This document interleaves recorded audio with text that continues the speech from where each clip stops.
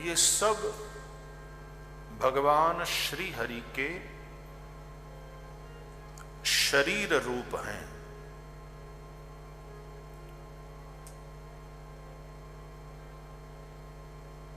जहां जहां ये है वहां वहां भगवान श्री हरि का दर्शन है। जहां विप्र है, ब्राह्मण, विवेक प्रधान,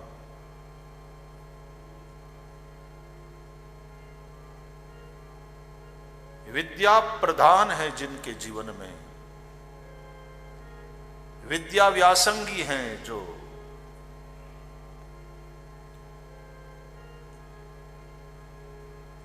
और विद्या कहते हैं मुक्ति के साधन को।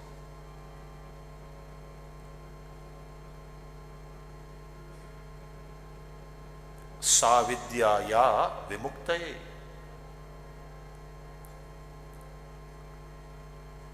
श्रीमद् भागवत के अनुसार सा विद्या तन्मतिर्यया, विद्या वही है जिससे हमारी मति भगवद विषयक बन जाए।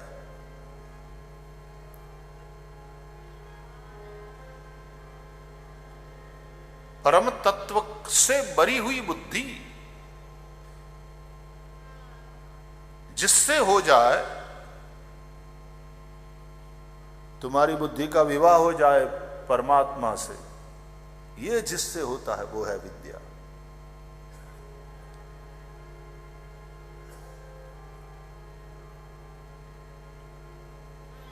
उस विद्या से ही अमृतत्व की प्राप्ति होती है।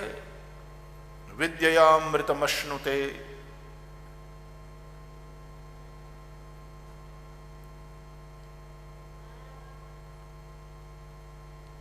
तो ऐसी विद्या जिनके जीवन में प्रधान है, मुख्य है, विद्या व्यासंगी जो हैं, वे विप्र।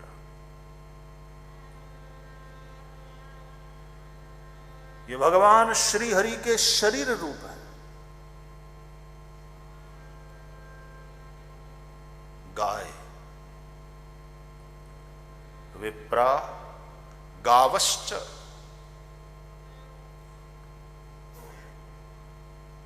हमारे शास्त्रों में हमने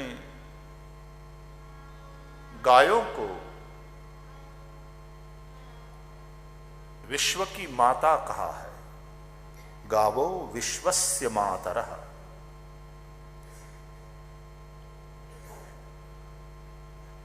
मनुष्य को जब वो पैदा होता है तो उस बालक के लिए माता के अतिरिक्त और कोई दूध सबसे ज्यादा अनुकूल माना गया है, पौष्टिक, स्वास्थ्यप्रद और सात्विक। तो वो गायों का दूध है। वेद लक्षणा गायों का दूध अमृत है। वेद लक्षणा गायों का मतलब अपनी देशी गाय।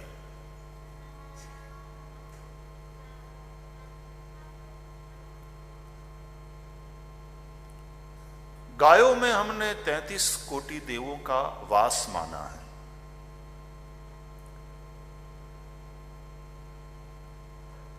ऐसी कथा है कि सभी देव आए गौ माता के पास कि हमको आप अपने में निवास करने की अनुमति दें। यज्ञ के लिए गाय अनिवार्य है। पुराने समय में तो एक अग्निहोत्र के लिए विशेष गाय रखी जाती थी। उस गाय को भी अग्निहोत्री कहते थे, क्योंकि यज्ञ के लिए जो घृत चाहिए, पंचगव्य की आवश्यकता होती है, वो गाय ना हो तो कहां से मिलेंगे।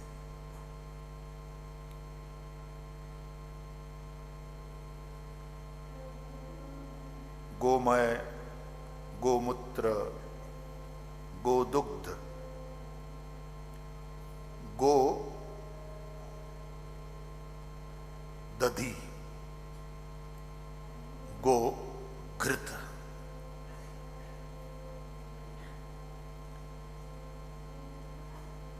पांचों मिलाया जाएगा।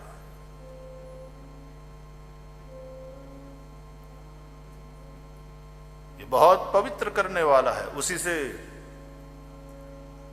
भूमि को, यज्ञ भूमि को पवित्र किया जाता है।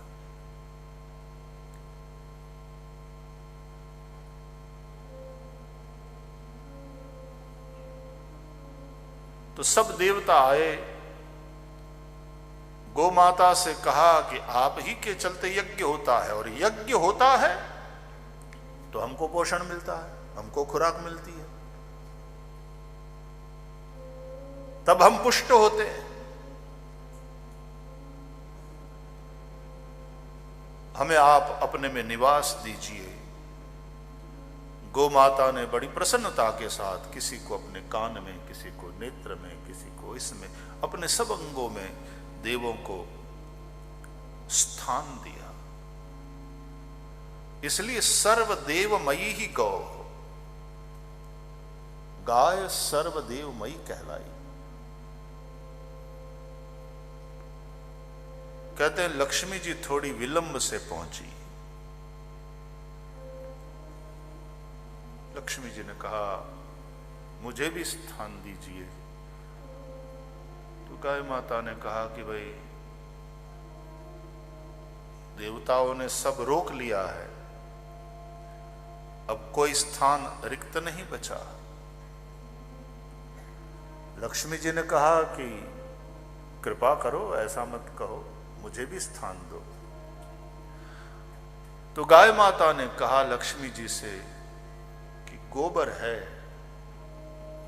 यहां केवल अभी कोई नहीं देवता गया है, ये स्थान रिक्त है। तो लक्ष्मी जी ने गोमय में, गोबर में रहना सहर्ष स्वीकार किया।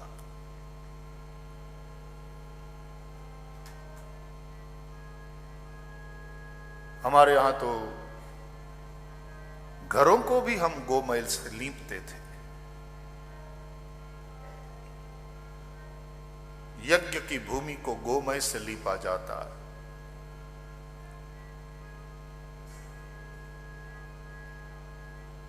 और ये गोबर खाद बनकर जब खेतों में पहुंचता है, फिर जो पैदावार बढ़ती है तो लगता है निश्चित ही लक्ष्मी का इसमें वास है।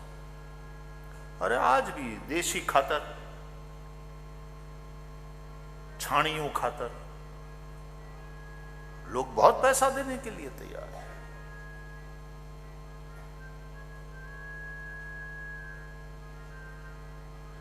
हमारे यहां तो एक हमारे केंद्रीय मंत्री आदरणीय गडकरी जी ने तो इतने सारे प्रयोग, गोमय से पेंट बनाना शुरू किया। उसको इस तरह से तैयार किया कि आप अपने घरों को रंग सकते हैं। जूना जमानाમાં ગાયર કરતા, હવે એમાંથી પેન્ટ બનાવીને તમે you can pant your house.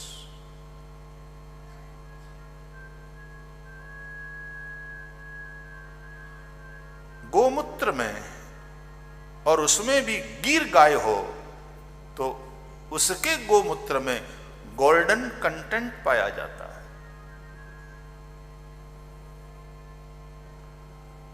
ગાયની જે ખૂંદ હોય ને એ ગાયને જ હોય, અને આપણી ગાય દેશી ગાય, અને એમાં એની જે સૂર્ય નાડી હોય છે, અને એને લઈને જે સૂર્યના કિરણોને એ શોષે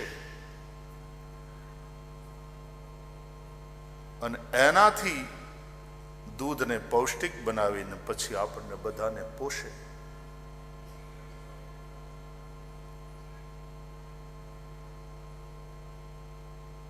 ऋषिज वेर ग्रेट साइंटिस्ट। कई वर्षों के अभ्यास के पश्चात उन्होंने गाय की इतनी महिमा करी है। और यहां तक कि स्वयं भगवान भी परित्राणाय साधूनां विनाशाय च दुष्कृतां धर्म संस्थापनार्थाय संभवामि युगे युगे, ये उनके अवतार का मुख्य प्रयोजन है। सही है, लेकिन सबसे पहला काम किया श्री कृष्ण अवतार में गायों की सेवा का।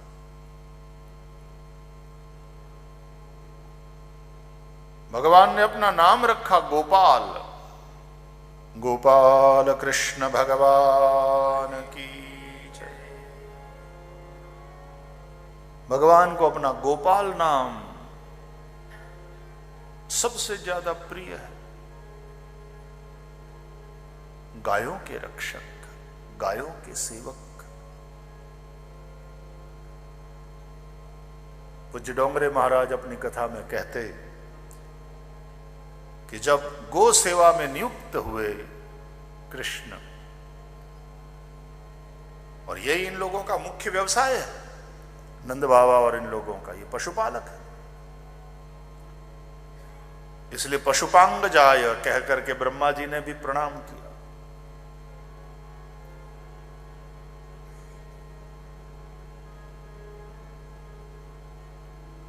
ग्वारिये के बेटे हैं।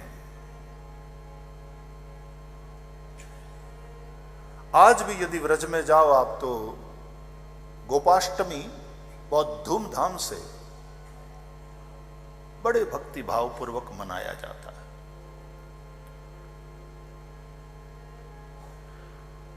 उस दिन श्री कृष्ण गायों की सेवा में नियुक्त हुए तो मैया ने बहुत सुंदर मोजड़ी बनवाया कृष्ण के लिए। कन्हैया ने कहा नहीं नहीं मैया, अरे लाला पहनना होगा, तुम जंगल में जाओगे बेटा गायों को चराने। कन्हैया ने कहा कि नहीं मां, मैं तो गायों का सेवक हूं, गाय माता नहीं पहनती जूते, मैं कैसे पहन सकता हूं। इस तरह का भाव।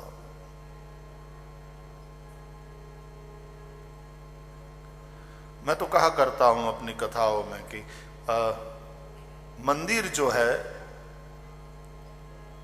वहां पर भी प्रभु प्रतिष्ठित है, लेकिन वो भगवान का दफ्तर है, ऑफिस का एड्रेस है। लेकिन गौशाला भगवान का रेसिडेंशियल एड्रेस है, जहां प्रभु रहते हैं। गवाम मध्य वसाम्यहम, गावों में अग्रतः संतु, गावों में संतु पृष्ठतः, गावों में हृदय संतु, गवाम मध्य वसाम्यहम। गौशाला में जाने मात्र से एक अलौकिक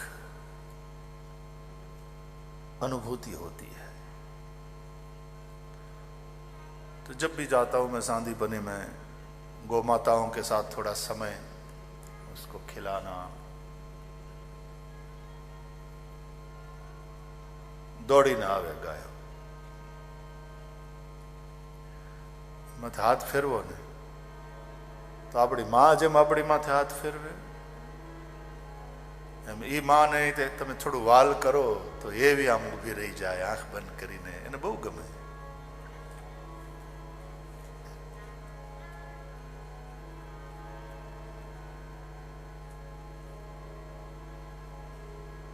जहां गाय है वहां श्री हरि है। ये सब हरेस तनु भागवत कहता। और मजे की बात यह है कि ये शब्द ये कंस समझा रहा है कि विष्णु कहां है।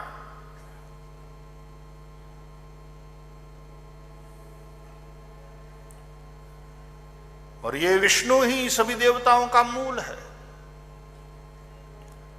जब योग माया ने ये कहा कि तेरी मौत सुरक्षित स्थान में पहुंच गई है,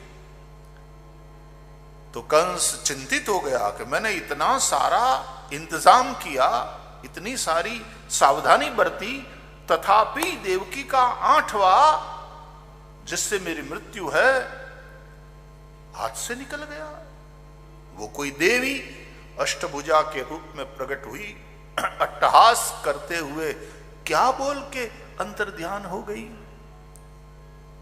मेरी मौत सुरक्षित स्थान में पहुंच गई है, तेरा काल अब कहीं सुरक्षित पल रहा है।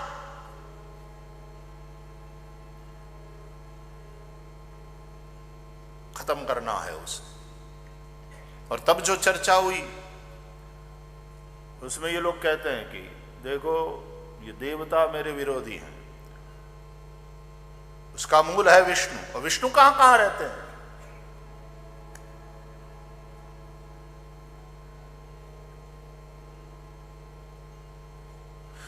हनुमान जी क्या होय एनी खबर हौथी सटीक प्रामाणिक खबर, रिलायबल खबर जो कोई ने होय तो भूत ने।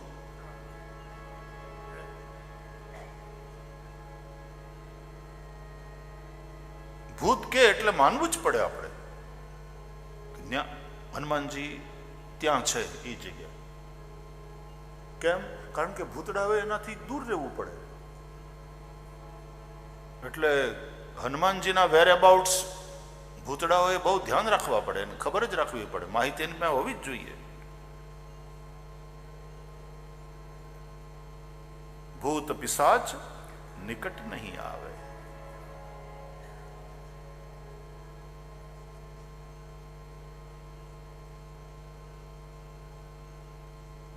એમ ક્યાં છે શ્રી હરિ?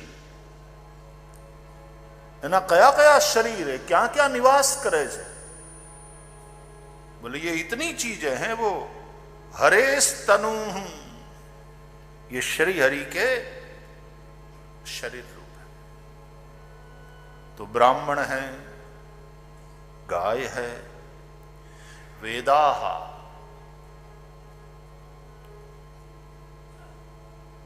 वेद न होंगे सनातन धर्म कैसे? वेद स्वयं भगवान की वाणी है, ये भी हम मानते हैं.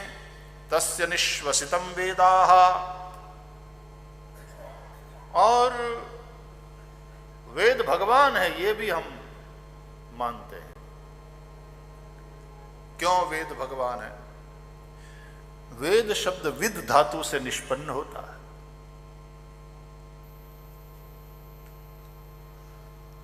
विद धातु सत्तार्थक भी है, ज्ञानार्थक भी है और लाभार्थक भी है.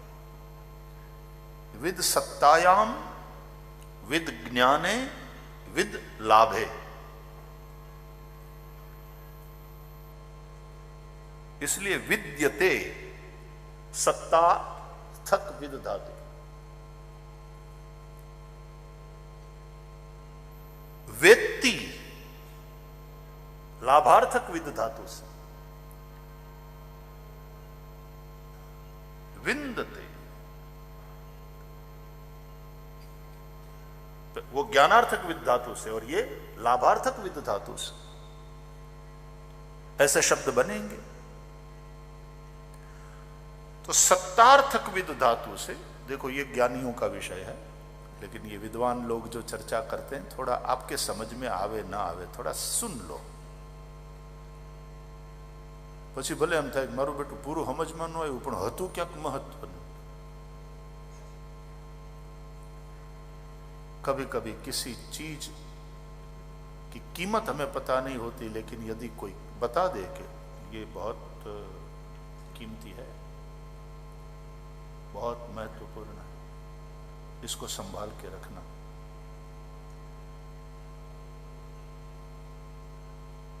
तो પછી આપણે કેટલા સંભાળીને રાખીએ.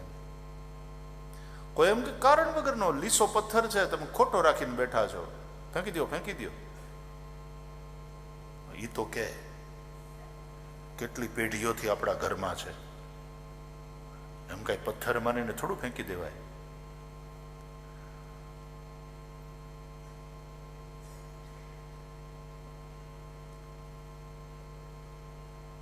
અને ખરેખર પથ્થર હોય તોય નહીં ફેંકો. અને જો કોઈ એમ કે બહુ કિંમતી છે, રેર आज रत्न छे बड़ा मुश्किल रेयर है, यू आर लकी, इसको संभाल के रखना।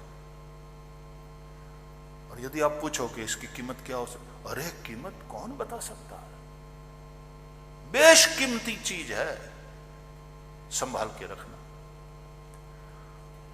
बस इतनी सी बात, और हम कितना संभाल के रखते हैं उस चीज को, है ना। तो इसलिए इन सब बातों को संभाल के रखो, भरोसा करो, ये बेशकीमती बातें। विप्रा गावश्च वेदाश्च,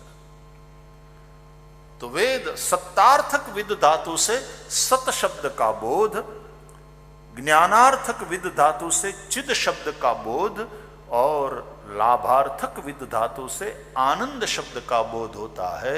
और इस तरह से सत चित और आनंद स्वरूप भगवान का ही वो रूप है वेद, इसलिए वेद भगवान, क्योंकि सच्चिदानंद रूपाय विश्वोत्पत्त्यादि हेतवे तापत्रय विनाशाय श्री कृष्णाय वयं नमः।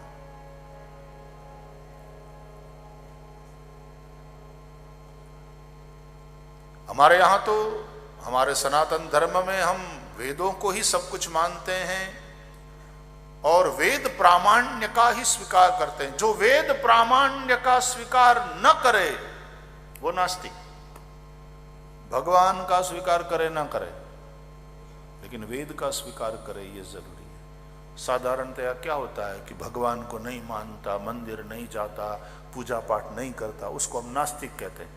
लेकिन हमारे यहाँ जो वैदिक, हमारी स्मृतिकारों की जो परंपरा है, उसमें नास्तिक कौन है? नास्तिको वेद निंदक कहा, स्मृतिकारों ने कहा जो वेद प्रामाण्य का स्वीकार नहीं करता वो नास्तिक है।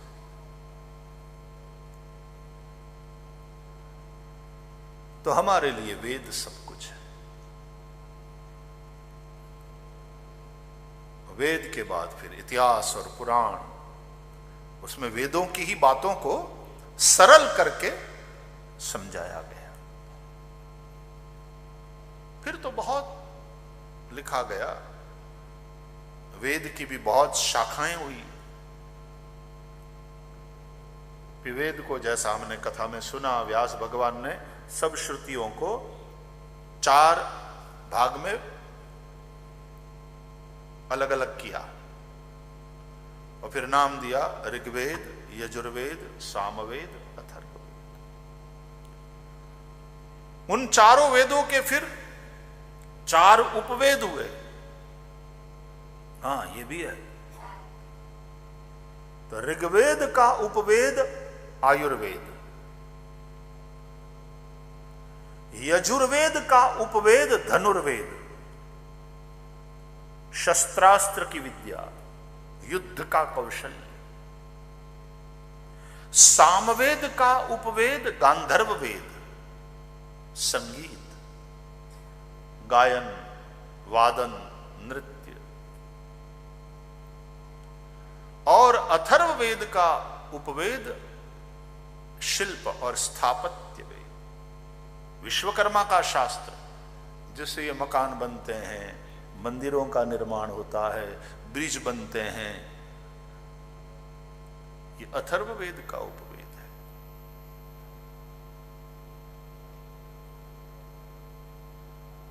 उन सभी वेदों के फिर 6 अंग हैं। अब तुमने સાંભળવું ગમે છે ને આ માહિતી? આ હિન્દુઇઝમ છે, આપણને જ ખબર નથી, આપણે હિન્દુ હોવા છતાં આપણને આપણા હિન્દુઇઝમ વિશેની માહિતી નથી। ભજન તો તમને સંભળાવી જ છે, ગઈકાલે આપણે આનંદ કર્યો, પણ હિન્દુઇઝમના વિશે આ બધું જાણો। हमारे बच्चों को भी ये बातें सिखानी जरूरी है। इसलिए हमारे यहाँ सांदीपनी में समय समय पर इंग्लिश मीडियम में, इंग्लिश माध्यम से साधना कोर्स बच्चे ही कंडक्ट करते हैं और हिंदुइज्म की इन सारी जानकारी हमारे यंगस्टर्स को देते हैं। दे कम, दे स्टे खाना पीना रहना सब साथ साथ, मेडिटेशन इत्यादि, और ये सारे लेक्चर्स होते हैं उनके लिए।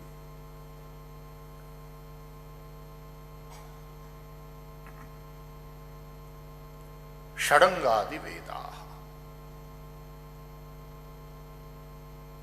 वेद के 6 अंग हैं। शिक्षा, कल्प, व्याकरण, ज्योतिष, निरुक्त,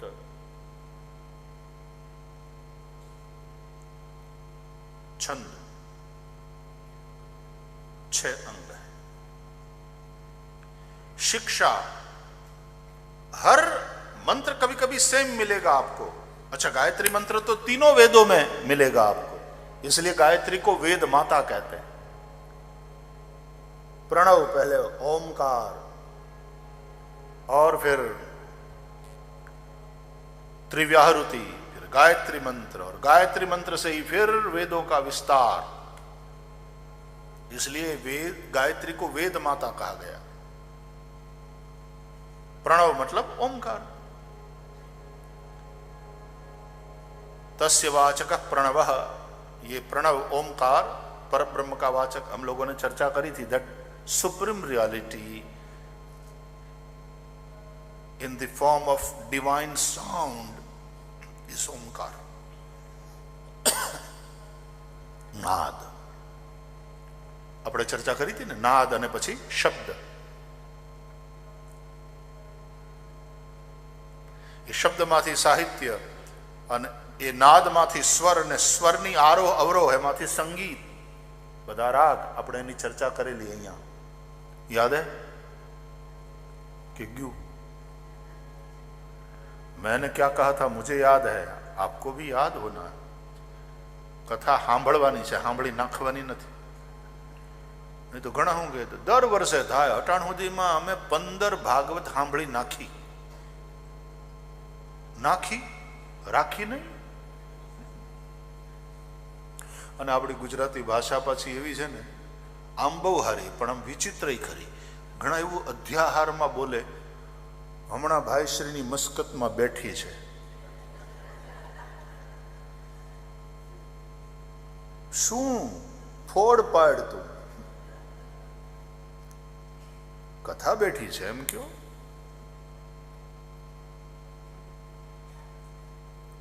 અમારું ઇન્ડિયામાં ઘણા ફોન કરે ને, હલો જય શ્રી કૃષ્ણ, જય શ્રી કૃષ્ણ, શું કરો છો? કાંઈ નહીં, આડો પડ્યો છું। ત્યારે આપણને એમ થાય ઘણાની આડા પડવાની હોબી હોય, ક્યાંક કોકનું હારું થતું હોય એમાં।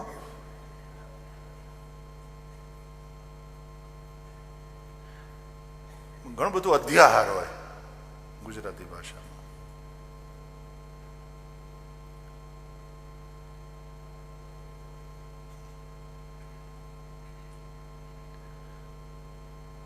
तो ये सब जाने, तो यही मंत्र ऋग्वेद में है तो इस पद्धति से बोला जाएगा, यजुर्वेद में है तो इस पद्धति से बोला जाएगा। यजुर्वेद में भी फिर शाखाएं हुई, ये कृष्ण यजुर्वेद, ये शुक्ल यजुर्वेद, तो शुक्ल यजुर्वेद में इस प्रकार से बोला जाएगा, कृष्ण यजुर्वेद में इस प्रकार से बोला जाएगा। उसमें भी फिर और शाखाएं हुई, काण्व शाखा, माध्यन्दिनी शाखा। हमारे ब्राह्मणों, ब्रह्म कुमारो, ऋषि कुमारो सवारे संध्या करी અને પછી આચાર્યને પ્રણામ કરે ત્યારે એને ગોત્રોચ્ચાર પૂર્વક આ બધું બોલીને નમસ્કાર કરવાના। આ ગોત્રમાં ઉત્પન્ન થયેલો હું,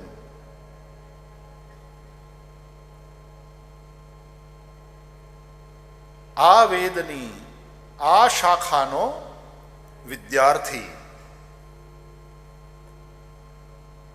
પોતાનું નામ લઈ અને આચાર્યને કહેવાનું, ભો આચાર્ય ત્વામ અભિવાદયામિ, ભો સૂર્ય ચંદ્રમસૌ યુવામ અભિવાદયામિ, ભો યાજ્ઞવલ્ક્ય ત્વામ અભિવાદયામિ।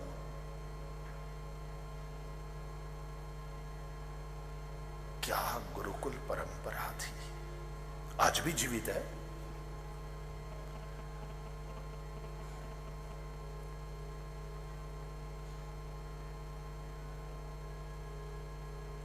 अपना ऋषिकुमारो बधा सवार सांज संध्या करी सूर्य ने अर्घा आपी गायत्री जपी અને પછી ગોત્રોચ્ચાર પૂર્વક પ્રણામ કરતા હોય।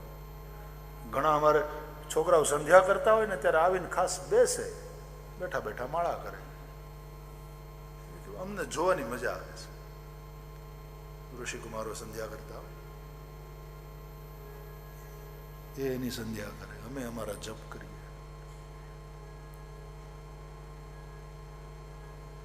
शिखाबंधन था तो एक हारे मानस्तो के तनये मान आयुखि मानो गोखुमानो अश्वय खुरीरिका मानो वीरान् रुद्रभामिनो वधीरः विहमन्तः सदमित्वा हवामहे चिद्रूपिणी महामाये।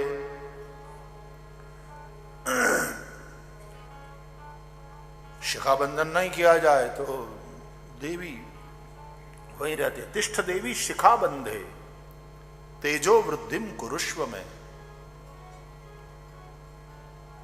क्यों सिर पे शिखा એટલે કે ચોટલી રાખવાનો રિવાજ છે, વિધાન છે। એક હોય વિધાન રિવાજ, એ સમાજ ના હોય, પણ આ વિધાન છે એ શાસ્ત્ર ના હોય। क्योंकि देहो देवालय प्रोक्तः, ये हमारा जो शरीर है वो देवालय है। इसमें हृदय गर्भगृह है, इसमें भगवान रहते हैं। ईश्वर सर्वभूतानाम हृदयेर्जुन तिष्ठति, ये चलता फिरता मंदिर है। सिर शिखर है इस मंदिर का, और शिखर के ऊपर ध्वजा होती है ना।